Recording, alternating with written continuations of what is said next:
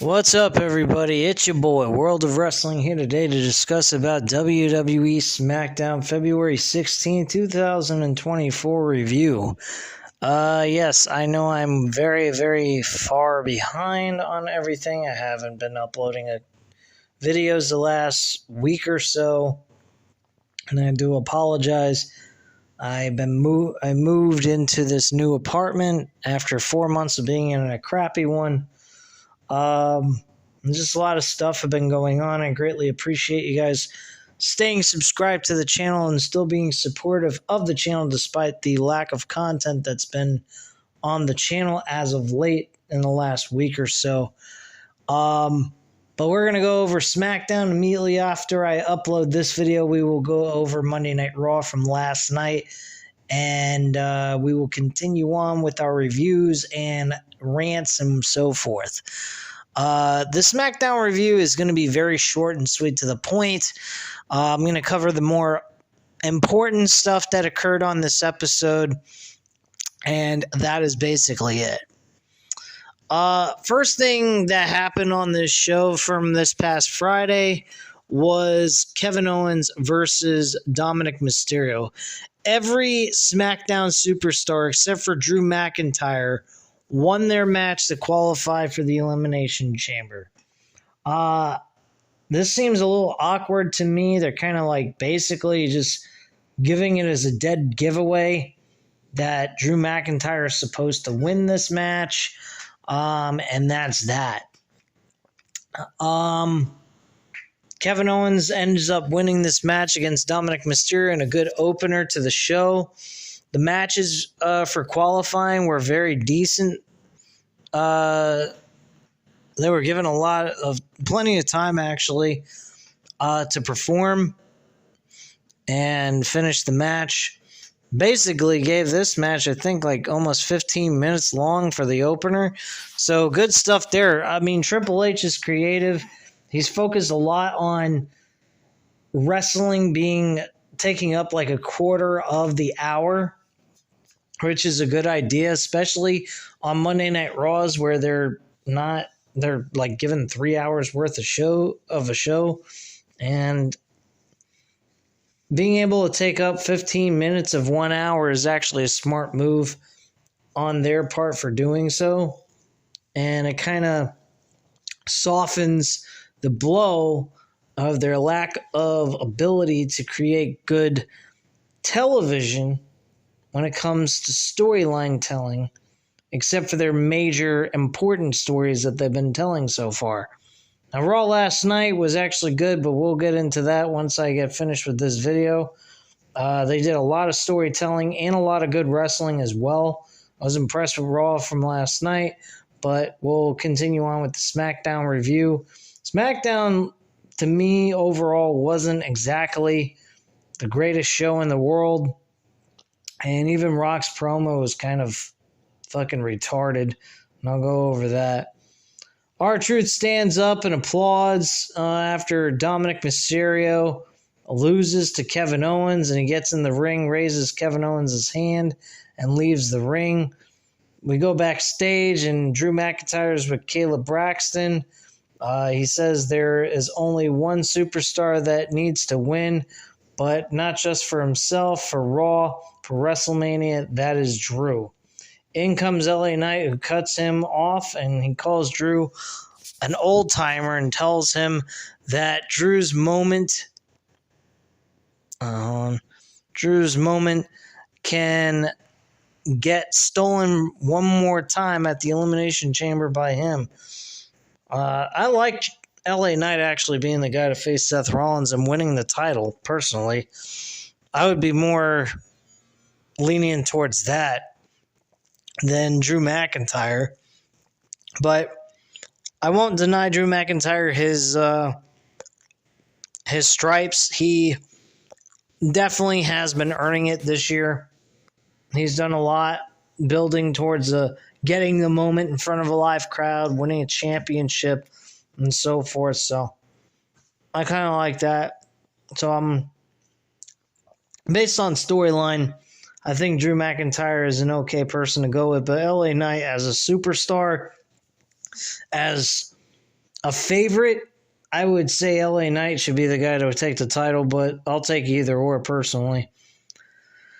Drew says LA Knight's good, but he sees through LA Knight. That comes through a place of insecurity, but he will lose them when the bell rings. He tells Knight that he resumed his resume is stacked, His resume is stacked.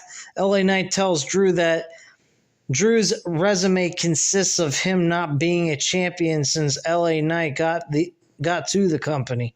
He holds up Drew's shirt and says Drew's aspirations can be buried just like CM Punk is on the shirt. WWE officials break it up before a fight broke out.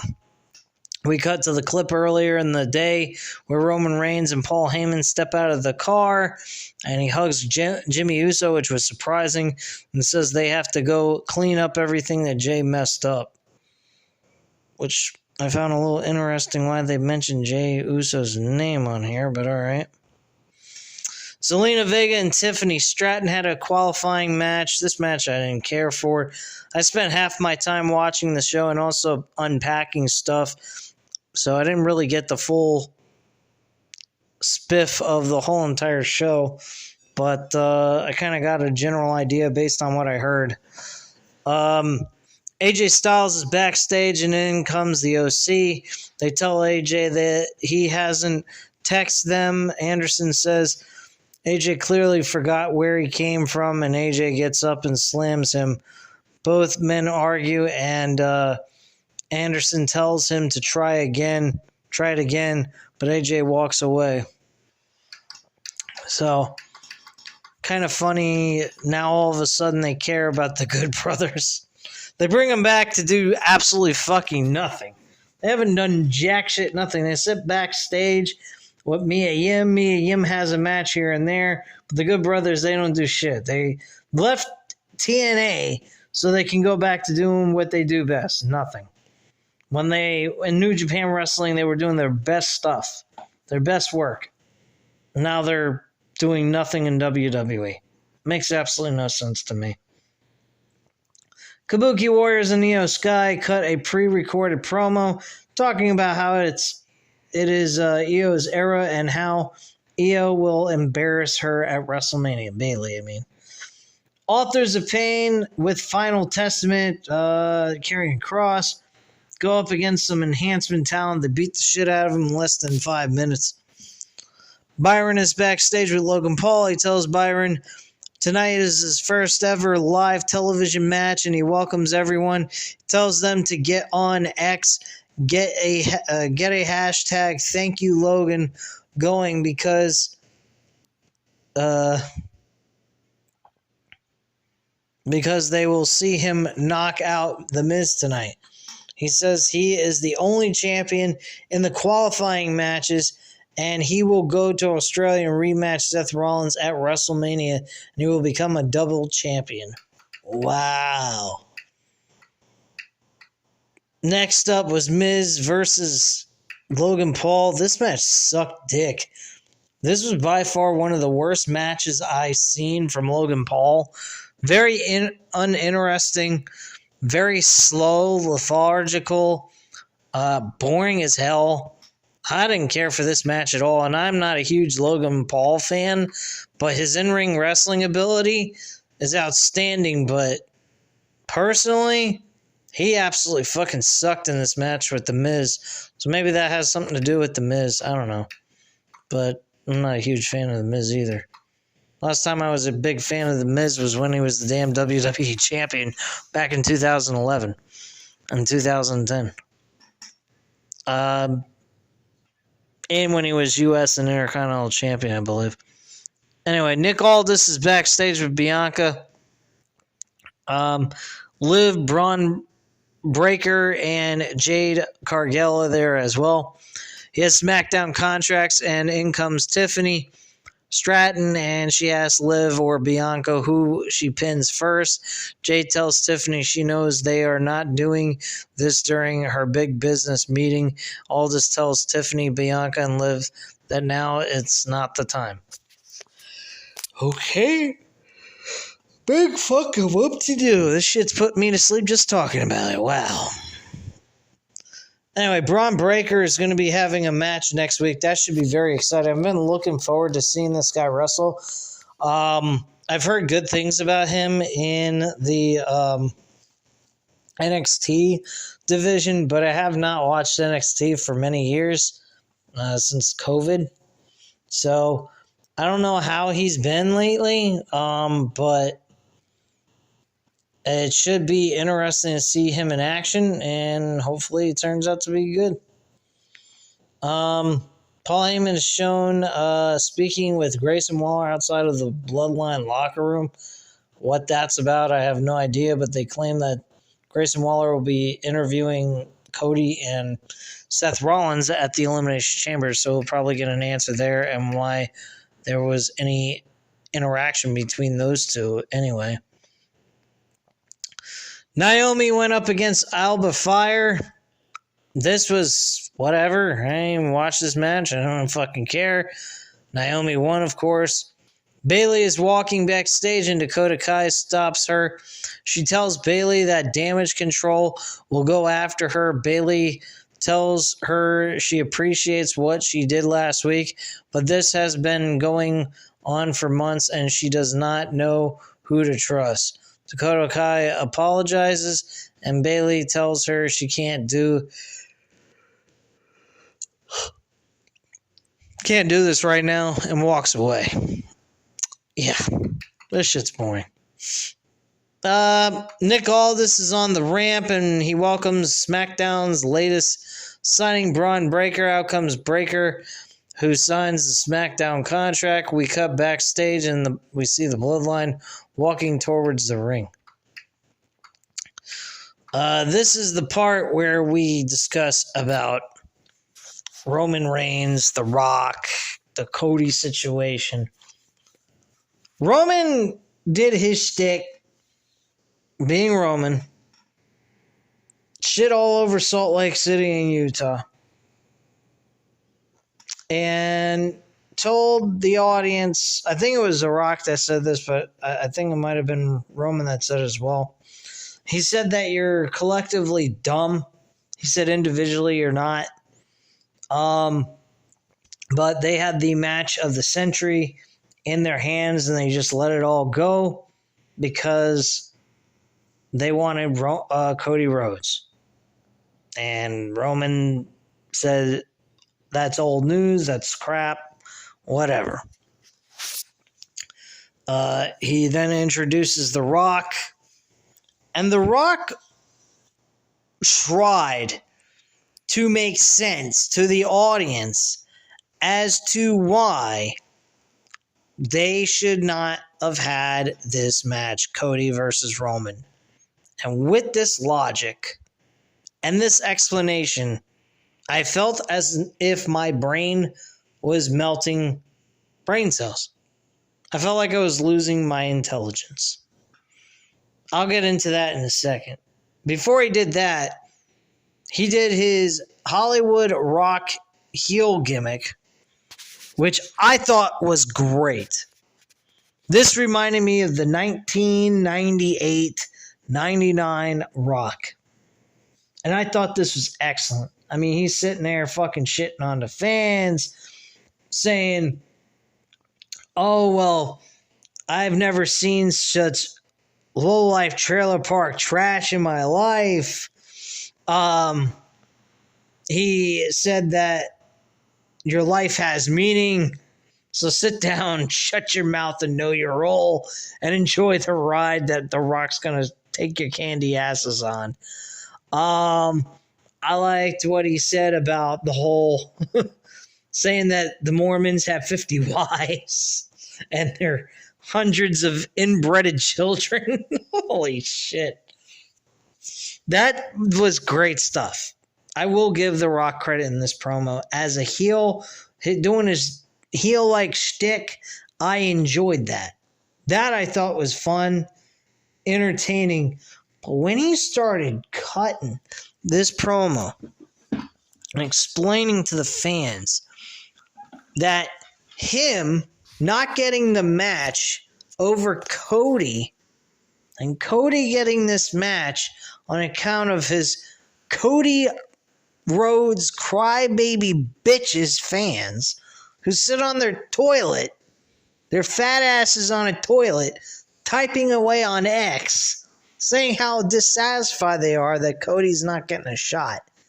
Made absolutely no fucking sense, because he goes on to use comparison of real sports, of teams, which was the same situation that Cody had. He says, the San Francisco 49ers lost to the Kansas City Chiefs. And do you hear them crying about it? No.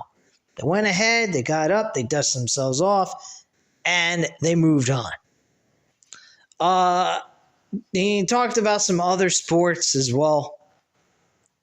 And he said, but Cody, on the other hand, what's his story? What, he cried that he lost to Roman Reigns last year because he couldn't get the job done? What he should have done is get up, clean himself off and move on. Not sit there and bitch and complain. Cody didn't bitch and complain last year. He said, okay, I lost. I got screwed. I'm coming back for more. And I'm going to find my way back to that championship. And last year, that's exactly what he did. He worked his way. Creatively, he was booked in these fucking terrible situations with Dominic Mysterio, Brock Lesnar with no rhyme, reason, or explanation as to why that match even took place 3 different fucking times. He has an awesome showing in the War Games match and all that. And he wins the Royal Rumble. And that doesn't classify him as being able to wrestle for the world championship that he wants again, because he wants to try to win that title and he earned his right to going after that championship. None of that made any fucking sense to me whatsoever. None. This was the most wasted out fucking segment when it comes down to detail of why he deserved to face Roman for the championship and why those two should be headlining WrestleMania while Cody should be facing for the secondary world championship. To me, that made absolutely no fucking sense. Then you take the other aspect of last week of Smackdown with Triple H saying he has the final word. He's the guy that books the matches, so it doesn't matter what The Rock wants. It only matters what he says, and he's the one running the show, even though he's on the board directors for TKO. So his attitude is, I'm the one that books the shows, you do your part and do your thing and know your role. Basically. And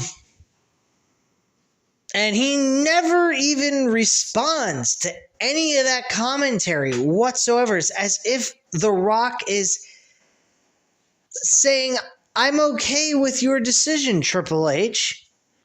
So the match is happening. This is a complete and utter mess. Literally, a complete and utter mess. The Rock should have never been introduced into this storyline. This is interesting to a certain extent, but they are trying so hard, and I mean so hard, to do whatever they can do to get it to be the way they want it, in the sense of not having to explain Cody Rhodes' decision on why he decided to give up his spot for the championship, then take it back and be an Indian giver, basically, which no one's even pointing that out. Cody became an Indian giver and a fucking moron all at the same time. I don't quite understand this fucking logic here.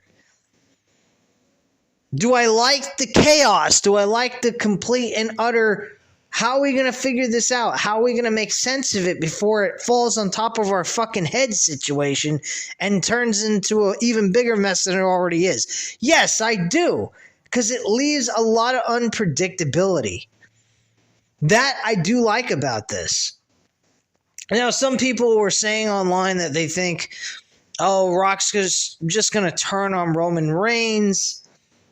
They were pointing out different little clues, and you know, dialogue that he said it and the way he said it, as to giving the audience a clue that The Rock's going to turn on Roman at WrestleMania. It's not going to happen. He said he was going to do everything in his power to make sure Cody doesn't win that championship. So that actually leaves me a little concerned, personally. It really does. I'm really concerned that The Rock is going to end up screwing Cody Rhodes out of the championship altogether. And The Rock is going to cost Cody the title. And we're going to deal with Roman Reigns being champion for another whole year until September or August or whenever the fuck they decide to take this title off of him, off of a fucking gosh darn record that shouldn't be broken. You shouldn't be breaking Hulk Hogan's record. I'm sorry. It's one thing to put him under Hulk Hogan. It's another thing to break Hulk Hogan's record. If you're going to go ahead and do that, you might as well bring John Cena back out to break Ric Flair's fucking record of the most times of winning the fucking world championship. I mean, if you really want to get that fucking crazy. I don't know, man, but I don't like the idea of stretching Roman's title reign out all the way past Hulk Hogan's record of how many days he held it. I think the whole idea sucks. Did I like The Rock playing heel? Absolutely. It was fucking funny as hell. But at the same time, there was logic gaps here. An explanation that made my brain just want to fucking... It just made me feel dumb, like I was dealing with Vince McMahon all over again through Rock's dialogue. It was absolutely retarded. I couldn't believe I was listening to this shit. But... I don't know how you guys feel about the whole thing, but me personally, I think that explanation was really shitty, as to say, well, Cody really shouldn't have had a title shot because he lost last year and he should get up, wipe himself off, and move on. Okay, he did. He got up, wiped himself off, moved on, went to the Royal Rumble, which grants you a shot at any world title you want, unless there's only one world champion, and you pick the person you want to challenge for. And he wanted to challenge Roman Reigns. He's the champ. He's the guy he didn't beat. Why wouldn't you go after the guy you didn't beat? Why would you go after someone you already beaten 3 different times? He beat Seth Rollins 3 fucking times. Then you got Seth Rollins in the background going, challenge me, I haven't beaten you yet. So basically you're making your champion look weak as fucking hell. He shouldn't be looking for anyone for a challenge. The challenge should come to him, and that's it. And Seth Rollins needs the match with Cody because he hasn't beaten Cody at all. Not one time since he came into WWE in 2022. So the whole thing's completely obscene and it's absurd, completely absurd and ridiculous. It's just fucking ridiculous. And I don't know quite how to put it, how how to say it, but this is just fucking retarded. Plain and simple, man. But anyway, guys, that's all I have to say on this review. I will be back after I upload the Smackdown review. So at this time, you know what to do. Hit the like button if you like this video. Hit the subscribe button if you're not already subscribed to the channel, of course. And leave a comment down below. I'll definitely get back to you on that. Thank you guys very much for watching. And have a great night, guys. Bye.